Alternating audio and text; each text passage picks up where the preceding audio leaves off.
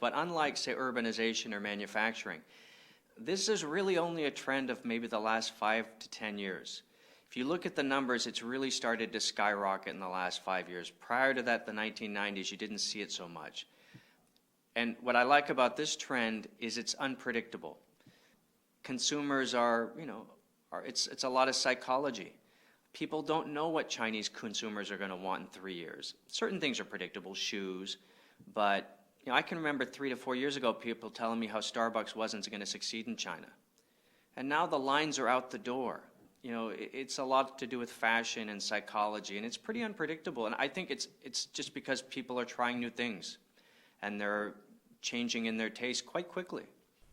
Terrific. And just to move us on then to the next couple of trends, I think, which are money and brain power. What have you got to say about money, first of all? There's a lot of money here. So China is big and there's lots of money in it.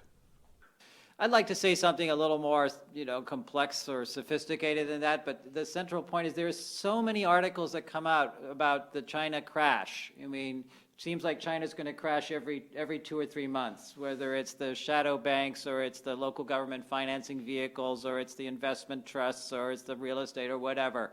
It is really hard to crater an economy that has $15 trillion in deposits in a closed capital account.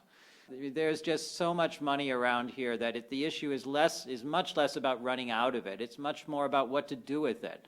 And I think that's the central point, is that this economy has been successful beyond its wildest dreams in creating capital, and through a lot of really, really hard work. When the World Bank and others came to China back in the 80s and said, you guys need to urbanize, we'll lend you the money to do it, China basically said, no, we'll wait and take our time until we create the capital, and then we'll urbanize and we'll spend the money to do it. And that's pretty much what has happened. And they now have this incredible capital reserve, and exactly what you do with that very huge pile of money. Now, history gives us unfortunate examples that when large piles of money sit around with not much to do, bad things tend to happen. And so there is a challenge here of how to deploy it. It's ultimately a generational challenge, because we'll need it, and we just need it in about 30 or 40 years when everybody's retired and we're going to have one of the world's more older populations. So that's, so how do we preserve and create capital over the next 30 years in the context of a financial structure which is radically changing? There is no question that the institutions that intermediate capital in China today, if you think that they're going to be the same in 30 years, that would be perhaps the strangest bet I could take. Is that it's very unlikely that the folks who are in charge of the capital today will be the same folks who are running the capital around tomorrow or in a decade, let's say. But the short message is that there's a lot of money. So if there's one thing you shouldn't really worry about, it's a financial run on the bank in China. Yeah. And as you say, we've had the prediction of, the collapse of this economic phenomenon now for, as you say, every 5 minutes over the last 20 years. So whatever happens in terms of short-term corrections, I think the very refreshing thing about your book is the way you step back and look at the broader trends and try and take the noise out of the system. On this particular question of financial reform, of course, the players themselves are acutely aware of the moving target. And I think what's interesting about China in general, but particularly in financial services, is how it has not followed the playbook of the rest of the world at all, right? We haven't seen the development of the capital markets in the same way. We haven't seen the development of any of the financial disintermediaries in the same way. Shall we move on to brains? Sure, brains. McKinsey wouldn't be in China if it wasn't for the incredible supply of talent that we find here. In the early days, it was really hard to make the case that China was an essential market for anybody. It was pretty small. It was about low-cost manufacture of something. But the one thing you could say is there are a billion people there, and there have got to be some smart ones.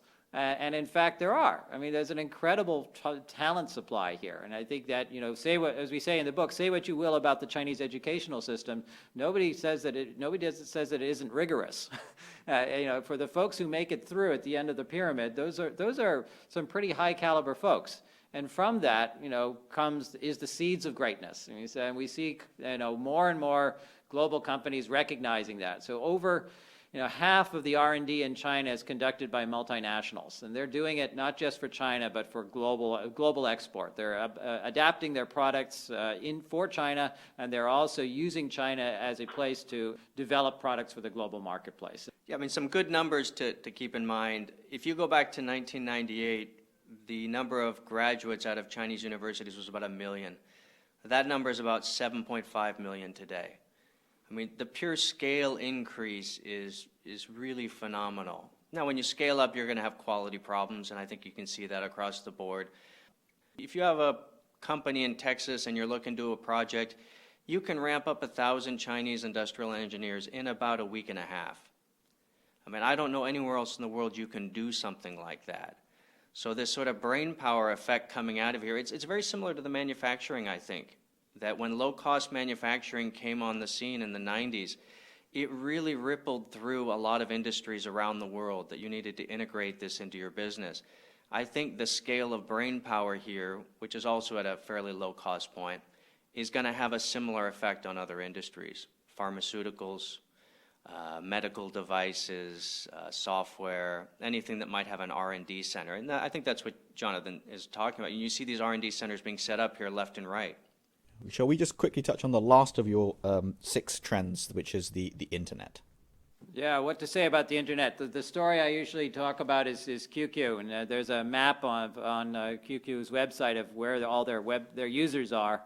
QQ being the messaging service, the leading messenger service in China, and it's a 24-hour map. It peaks out at usually about 180 or 190 million people on QQ at any given moment in time, and over a 24-hour period, it never drops below 45 or 50 million, which means that at 4 in the morning, there are 45 or 50 million people trying to hook up on QQ, which is a pretty amazing thought. And it's just that, this is ultimately a new China. You take the map of where those people are, and it correlates quite well to urbanization. It also correlates quite well to income. It correlates quite well to brain power, to graduates, and in fact to manufacturing. And so all of this is the map, if you will, of the new China, and it's communicating. It's real time. It's online, 24/7, and so information flows that much faster, which has tremendous implications, of course, for the quote real economy. In the sense that there is no differentiation in China anymore between online and offline. Every offline business has an impact, is impacted by the online reality of the internet, whether it's through increasing the productivity of their operations by making their sales force that much more efficient, or by creating a new supply chain, or it's by increasing the markets, because the internet in turn can enable new markets. And as we, for example, just saw in internet finance, we are now seeing an entirely new market for asset management created through the internet, giving small and medium-sized enterprises access to capital which they would not have otherwise. And that is a wild phenomenon. It is a relatively under-regulated one at this stage, but it's clearly disruptive. It's a great trend, and we think it will create tremendous business opportunities. And we already see, again, some of the Chinese most world-challenging, world-leading companies are, of course, the internet companies. You got to be pretty gutsy to compete with Chinese internet companies. I mean, they don't have the scale, but these are some of the most dynamic, rapid companies I've ever encountered. I mean, they terrify me. So by and large, that has been an internal phenomenon. It's been a domestic competition. But you're starting to see that sort of go global to some degree. Online gaming would be one. Online instant messaging like WhatsApp or WeChat would be another one. And you're starting to see these companies go, and they're daunting. Yeah, I think they're terrifying lots of other traditional companies in other sectors in China, as the internet, as you said, Jonathan, pervades every part of Chinese the economy and society. The Chinese internet companies are also, eyeing jealously the profit pools outside of their own their current ones, and I think they're terrifying lots of people at the moment with the rapidity of their growth and the speed with which they can adapt to different models is quite impressive. I mean, internet finance is the one people are talking about right now. It goes from, hey, we've got an idea, an internet company should offer an online investment product, to having $80 billion under management in 9 months. I mean, it's not only disruptive, it's really fast. And I think a lot of the banks in particular have still been knocked back on their heels by this. Terrific. And so I would encourage all listeners to go off and invest an hour, read your book, and please tell us if you have any questions, and we'll get these two authors back on to answer them. Thank you. Thanks for listening to this podcast. Go to Amazon.com where you can download the Kindle version or order a softcover edition of The 1 Hour China book.